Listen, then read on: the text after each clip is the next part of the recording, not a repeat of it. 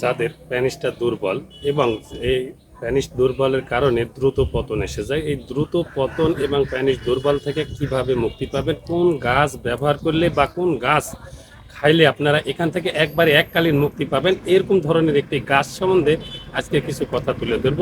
সেই গাছটির নাম অনেক সময় অনেক মানুষ বলে ঘেটু গাছ, কেউ বলে ভেটি গাছ, আমাদের বাঙালি ভাষায় বলে কে ভেটি গাছ। এই ভেটি গাছ আসলে কিভাবে ব্যবহার করবেন, এই ব্যবহার বিধি যদি জানেন তা আপনি এই রোগগুলো থেকে একবার এককালীন মুক্তি লাভ করতে পারবেন। এটাই সেই ভেটি গাছ।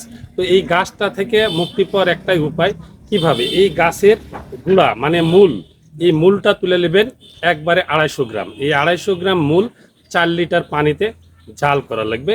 এখানে মশলা দ্রব্য বলতে গেলে 12টা মশলা, জায়ফল, জয়ত্রী, দারচিনি, এলাচ, প্রত্যেকটা পণ্য সমপরিমাণ 5 গ্রাম করে নেবেন। 4 লিটার পানি, 250 গ্রাম গাছের গুঁড়া, এই গুঁড়াটাকে জাল করবেন। জাল করা অন্তে এটার 1/2 কেজি বা 1 কেজি পানি রাখা, এই পানিটাকে সুন্দর করে ফ্রেশ করে ছাঁকে নেবেন।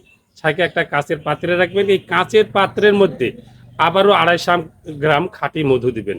প্রত্যেক দিন সকালবেলা 1 চামচ করে খাবেন বা হাফ কাপ করে খাবেন, একটানা 1 মাস। যত বড় কঠিন যে অবস্থানে থাকেন, আপনার যদি এটা খোঁজা হয়ে থাকে, আপনি সময় পাচ্ছেন না নারী বলে, একবারে একটানা জীবনের মনে আপনি ভালো হবেন এই একটা সহজ উপায় থেকে।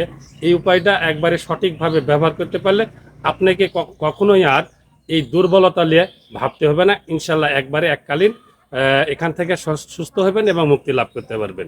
ভালো থাকবেন, সুস্থ থাকবেন। প্রয়োজনে যোগাযোগ করবেন 01713643161 এই নাম্বারে, এবং আরেকটি নাম্বার আছে 01729772358।